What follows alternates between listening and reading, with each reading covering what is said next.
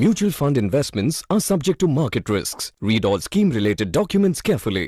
युद्ध भडकणार आहे, जागतिक मंदी येणार आहे.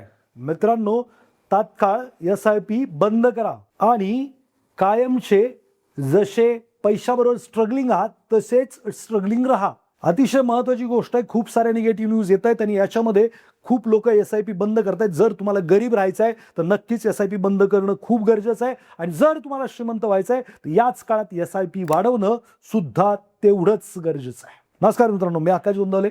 मित्रांनो, जर तुम्हाला खरोखर श्रीमंत व्हायचं आहे तर तुम्हाला आता SIP वाढवावी लागेल आणि जर तुम्हाला गरीब व्हायचं आहे तर तात्काळ मित्रांनो पैसे काढून घ्या. जे काही इन्व्हेस्ट केलेले आहेत SIP बंद करा. आपली RD FD त्याच्यामध्येच कार्यक्रम करत राहा आणि आहे असेच जे काही स्ट्रगलिंग आहात पैशाबरोबर तसेच राहा. पण जर तुम्हाला पुढे जायचं आहे, श्रीमंत व्हायचं आहे, तुम्हाला तुमच्या मुलांना चांगलं आयुष्य द्यायचं आहे, तुम्हाला चांगलं आयुष्य जगायचं आहे, चांगलं घर, चांगली गाडी, वर्ल्ड टूर करायची आहे, तर मात्र या जे काही भीतीचं वातावरण आहे त्याच्यामध्ये तुम्हाला मार्केट बरोबर उभा राहायला लागेल. तुम्हाला इन्व्हेस्टमेंट चालूच नाही ठेवायच्या तर वाढवाव्या पण लागतील, तरच तुम्ही वेल्थ क्रिएट करू शकता. ज्या लोकांना SIP बंद करायचे त्यांनी तयार राहा की तुम्ही जसे गरीब आहात तसेच राहाल. लोक काय करतायत मित्रांनो, बाजार पडला की डायरेक्ट SIP बंद करतात. न्यूज चॅनलवाले काहीतरी ओरडले, असं होणार तसं होणार तसं होणार.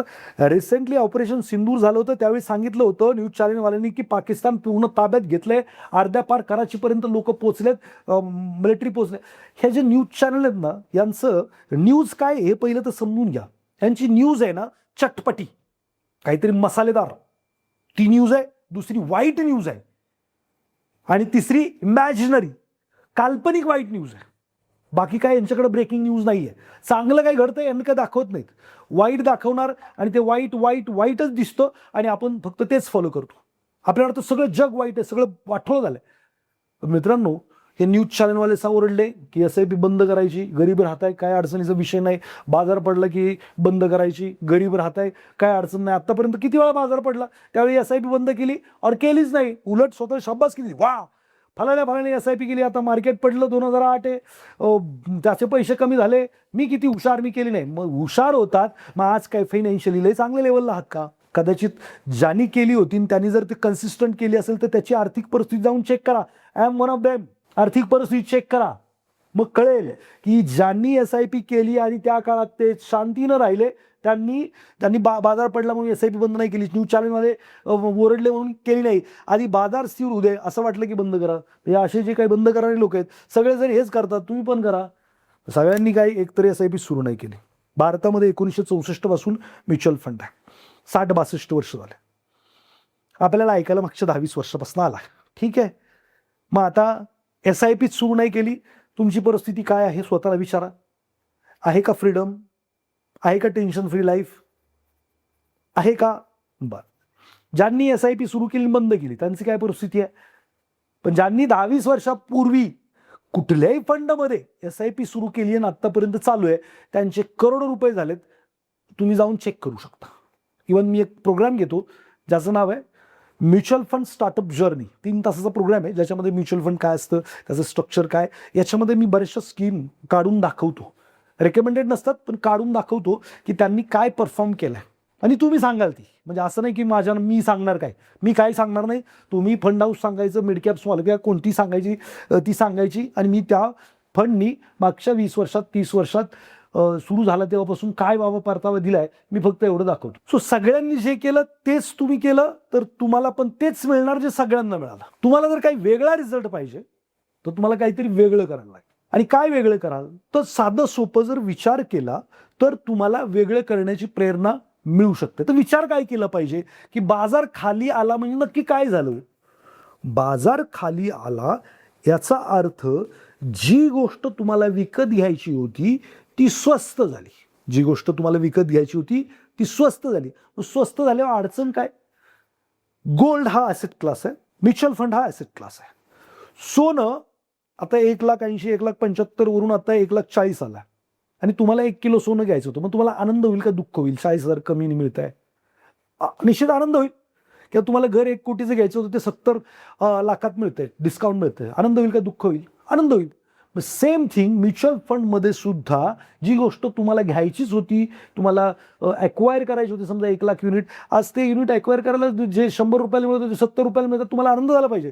तुम्हाला त्याच पैशात जास्त युनिट मिळत आहेत, म्हणजे सेल लागला आहे आणि तुम्ही दुकान सोडून निघालात. तुम्ही म्हणताय का स्वस्त देताय? आम्हाला नको. स्वस्त देताय तर घेतलेला माल पण आम्हाला विकायचा आहे. म्हणजे जे काही युनिट ॲक्वायर केले ते पण विकायचे आहेत आणि नवीन तर आम्हाला घ्यायचंच नाही आहे. आम्ही जेव्हा महाग होईल ना तेव्हा येतो तुमच्याकडे. सर, ही मानसिकता घेऊन बुडणार आहे. ही तुम्हाला गरीब केल्याशिवाय सोडणारच नाही. बाजार तुमचा शत्रू नाही आहे, बाजार तुमचा मित्र आहे.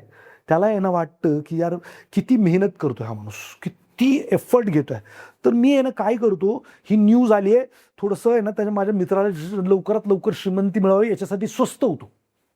माझ्या मित्राला लवकरात लवकर श्रीमंती मी स्वस्त होतो. पण मित्राच्या डोक्यात भुसा भरलाय. मित्राला वाटतंय हे आता स्वस्त झाले, हे आता विकायची वेळ आल्या. साहेब, मित्र आहे तुमचा. बाजार जेव्हा पडतो ना साहेब, त्या दिवशी आनंद झाला पाहिजे. आणि ज्या दिवशी तुम्हाला हे कळेल ना की ही काय गेम आहे, त्या दिवशी तुम्ही गेम जिंकलेली असेल. गेमच कळत नाहीये. तुम्ही येताय लालचेने येताय की इकडे लय पैसे बनतात, आणि मग जेव्हा ते स्वस्त होते किंवा खाली जाते तेव्हा तुम्ही तुमचं बाजार शत्रू असू शकत नाही. तुमचं मला तर वाटतं सोशल मीडिया सगळ्यात मोठा शत्रू आहे. न्यूज जे येतात ना ते सगळ्यात मोठा शत्रू आहे. खरं काय खोटं काय ते तुम्हाला अनालिसिस करूनच देत नाहीत आणि तुम्ही त्याचा नुसतं फॉलो करता आणि भीतीने घरी जाता. घाबरलेलं मग तेच तुमचं सर्वात मोठं नुकसान करवतं. You are selling fear, buying greed. आणि ही जी लाईन आहे ती चांगल्या प्रकारे तुम्हाला गरीब ठेवण्यास मदत करते. साहेब, शत्रू तुमचा बाजार नाही तर तुम्ही स्वतः आहात. तुमचे ते न्यूज चॅनल्स आहेत, बाकी कोणी तुमचं शत्रू नाही आहे. बाजार तर मित्र आहे. बाजारवरतीच जाणार. 144 कोटी जनता आहे, सगळ्याला सगळं कन्झम्पशन करायचं आहे. साहेब, ही लोक कन्झम्पशन करणारच आहेत. पण 4 दिवस तुम्हाला उलट स्कोप मिळाला की जी गोष्ट तुम्हाला महाग मिळणार होती ती तुम्ही आता पुढची वर्षभर 6 महिने जे काही कमवाल ते पैसे त्या ठिकाणी इन्व्हेस्ट करा. स्वस्तात तुम्हाला सगळं मिळेल. आणि जर या कामी काही मदत लागत असेल तर हे नंबर तुमचे उपलब्ध आहेत, आमचे खाली पण दिलेले आहेत, इथं पण स्क्रीनवरती दिसतात. Mutual fund related, insurance related, SIF related, SIP related तुम्हाला कुठलाही निर्णय घ्यायचा आहे किंवा अदर काही निर्णय घ्यायचा आहे, घर घ्यायचे, गाडी घ्यायची आहे, काही तुम्हाला 5%, 10% वाला कोण भेटलंय तिथं इन्व्हेस्टमेंट करायची आहे, तर नंतर बुडल्यावर रडत बसण्यापेक्षा किंवा आता मार्केट खाली आहे, तुम्हाला भीती वाटते थांबावं का नाही, आणि तुम्ही पैसे काढून घेतले आणि मार्केटने 20च्या रिकव्हरी करून टाकली, त्यावेळी दुःख करत बसण्यापेक्षा अरे तेव्हा नसतो निघालो तर बरं झालं असतं. मला 2020ची लोक आठवतात, मी सांगत होतो नाही ते निघाले म्हणून पश्चाताप करतात. मग मी म्हणतो चुकीचा निर्णय घेण्याऐवजी एकदा कन्सल्ट करा. एकदा या नंबरवरती फोन करा, कन्सल्ट करा की हे मी करू का नको, हा इन्शुरन्स घेऊ का नको, हा माझ्यासाठी योग्य आहे का नाही आहे. एकदा कन्सल्ट करायला काय प्रॉब्लेम घे. निर्णय तुमचाच आहे. आम्ही काही निर्णय घेणार नाही. आम्ही फक्त तुम्हाला फॅक्ट्स फिगर सांगण्याचा प्रयत्न करू. तुम्हाला पटलं तुम्ही घ्या, नाही पटलं सोडून द्या. क्लिअर आहे. सो हे जे नंबर आहेत ते खाली पण अवेलेबल आहेत, त्याच्यामध्ये कोणाला फोन करू शकता आणि निर्णय घेण्यापूर्वी एकदा कन्सल्ट करा. SIP बंद करण्याचा निर्णय असेल, सुरू करायचा निर्णय असेल, लमसम इन्व्हेस्टमेंट करण्याचा निर्णय असेल, कसलाही निर्णय असेल एकदा डिस्कस करू. तुम्हाला पटलं करा, नाही पटलं सोडून द्या. सो 2008 मध्ये SIP बंद केली ज्या लोकांनी, किंवा 2020 मध्ये SIP बंद केली. सगळ्यात पहिलं तर तुमच्यापैकी किती लोक आहेत मला कमेंट बॉक्समध्ये सांगा की 2020ला तुम्ही SIP अगोदर सुरू केली होती आणि भीतीपोटी बंद केली. अशी किती लोक आहेत मला कमेंट बॉक्समध्ये सांगा. आणि सध्या तुमची काय फिलिंग आहे, तिथून जे मार्केटने रॅली दिली त्यानंतर तुमची काय फिलिंग आहे मला नक्की कमेंटमध्ये सांगा. याने ज्याच्यामुळे फायदा बघा, इतरांचं जे ऐकतात त्या सगळ्यांचंच होईल आणि तुमचा पण होईल. कारण इथून पुढे पण बंदी येणार आहे. असं नाही की बाबा आत्ता युद्ध आलं आणि आत्ता याच्यानंतर निघालं मार्केट म्हणजे कायमचं वरती नाही. याच्यानंतर सुद्धा अशी खूप वेळा परिस्थिती येणार आहे जेव्हा मार्केट पडणार आहे, जेव्हा सगळं वाटलं होईल असं वाटणार आहे आणि मग तुम्ही तिथं सुद्धा पॅनिक होऊन घरी जाण्याचे चान्सेस निर्माण होतात. तर नक्की ज्यांनी बंद केली त्यांची आर्थिक परिस्थिती आजच्या तारखेला काय आहे, आणि जर तुम्ही ती चालूच ठेवली असती तर कुठं असता, तर कदाचित माझ्या जागेवर तुम्ही भाषण देत असता. दुसरं काय नसतं करत. कारण खूप सारी वेल्थ क्रिएट झाली त्याच्यानंतर. 2008ला साहेब मार्केट कुठं होतं, 21,000चा सेन्सेक्स 7,800 गेला आणि त्याच्यानंतर तो आत्ता 80,000 असं पकडा. 10 पट सेन्सेक्स वाढलाय सर, 10 टाइम्स. मग जर तुमचे तिथं 10 लाख रुपये असते तर 1 कोटी रुपये आणि म्युच्युअल फंड स्कीमला तर वेगळे रिटर्न आहेत. कदाचित जे लोक तिथं होते आणि त्यांनी चांगल्या स्कीममध्ये इन्व्हेस्ट होते त्यांचे 10 लाखाचे 2 कोटी 2.5 कोटी झाले असतील, किंवा तिथून SIP ज्या लोकांनी कंटिन्यू ठेवली असेल त्यांचे 2-5 कोटी रुपये झाले असतील. काही काम करायची गरज नाही. सिंपल आहे. 2020ला कोविडमध्ये अनसर्टन्टी होती, वाटत नव्हतं काय परत मार्केट वरती येईल. आलं की मार्केट वरती. कुठून मार्केट वरती आलं विचार करायची गोष्ट आहे. 22-23 मला वाटतं सेन्सेक्स गेलं होतं 33-36-38 वरनं, आणि तिथून परत आता किती आलाय, 80 आलाय. म्हणजे 4 पट झाले तर पैसे सेन्सेक्सचे तिथपासनं.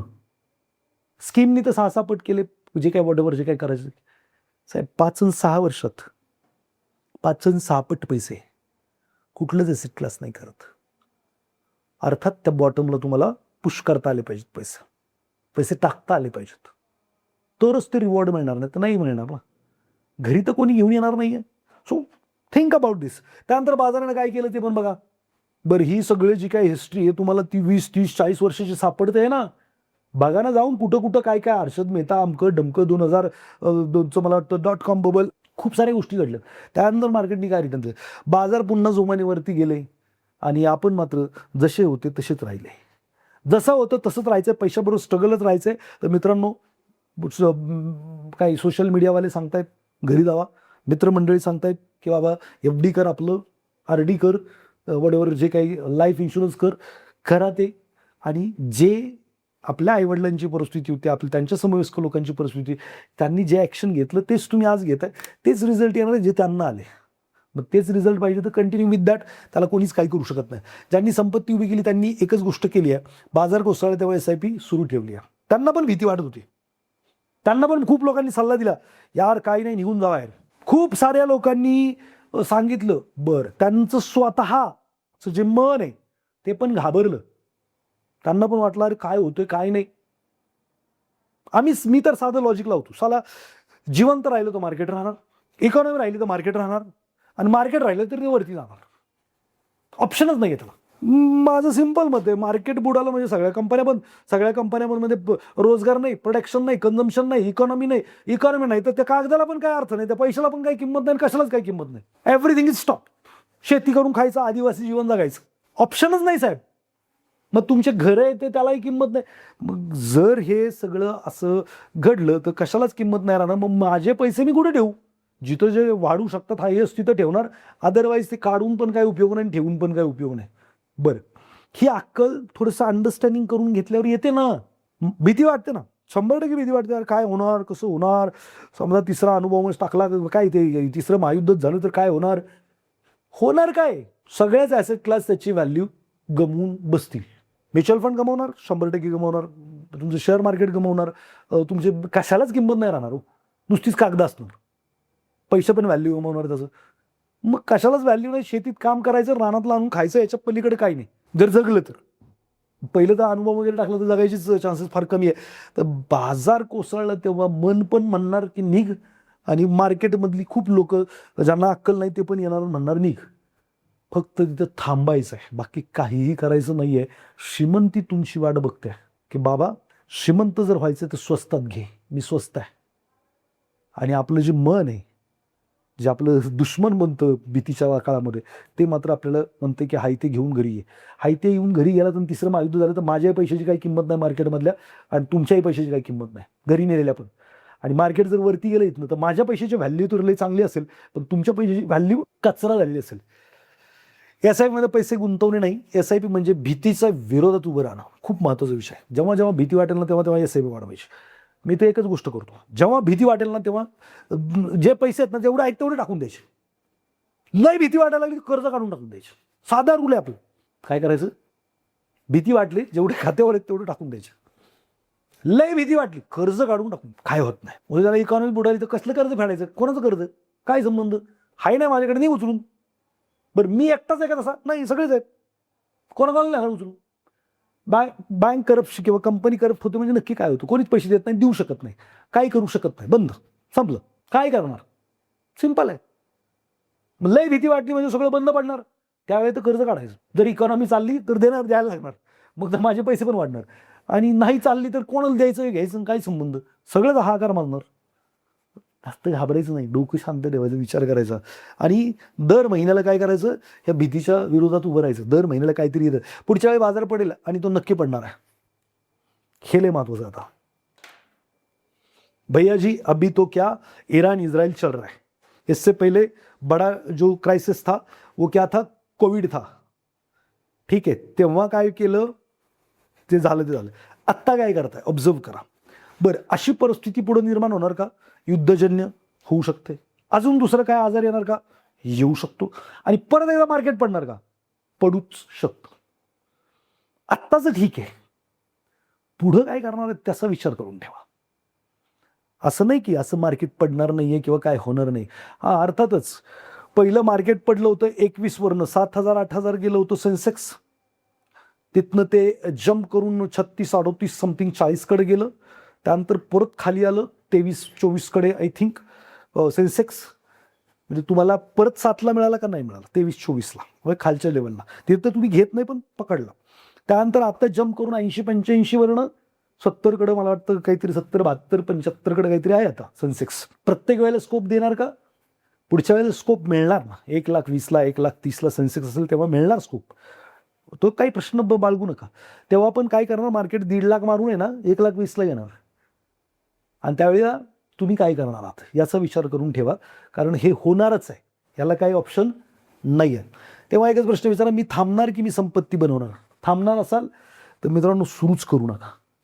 म्युच्युअल फंड तुमच्यासाठी नाही आहे. इफ यू आर नॉट, इकडे जर तुम्ही पडत्या काळात भीतीमुळं एक्झिट करणार असाल ना, तर मार्केट पडणारच ही गोष्ट डोक्यात खेळाच ठोकून घ्या. पडणारच आहे साला, त्यावेळी मी काय करणार आहे, त्यावेळी जर मी बंद करणार, त्यावेळी जर मी एक्झिट करणार आहे, तर सुरूच करू नका. हे तुमच्यासाठी नाही आहे. तुम्ही गुपचूप आपलं ते FD RD करा.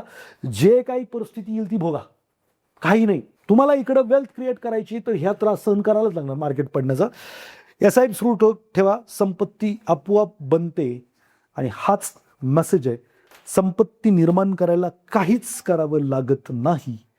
आणि जर तुम्ही काहीच नाही केलं, जे आहे ते फक्त एका सिस्टमनी गुंतवत आहेत तसेच गुंतवत राहिले, तरच तुमच्यासाठी श्रीमंती आहे. ज्यांना नको आहे त्यांनी तात्काळ SIP बंद करा, तात्काळ आहे ते पैसे काढून घ्या. आम्ही लोक आमच्या पद्धतीने वेल्थ क्रिएट करत राहू. जे लोक माझ्याबरोबर वेल्थ क्रिएट करणार आहेत, पडतं मार्केट विकत घेणार आहेत, त्यांनी आय एम इन असं चॅट बॉक्समध्ये टाकायचं आहे. व्हिडिओ नक्कीच मित्रांना नातेवाईकांना शेअर करा. तुमच्या स्वार्थासाठी नाही तर त्यांच्या भल्यासाठी काही गोष्टी करणं गरजेचं आहे. आवडलं असेल तर लाईक नक्की करा. कमेंटचा नक्कीच आम्हाला वापर होऊ शकतो, तुमच्या मतांचा. आम्ही काय केलं पाहिजे त्यासाठी. भेटूयात पुढच्या व्हिडिओमध्ये. Thank you very much.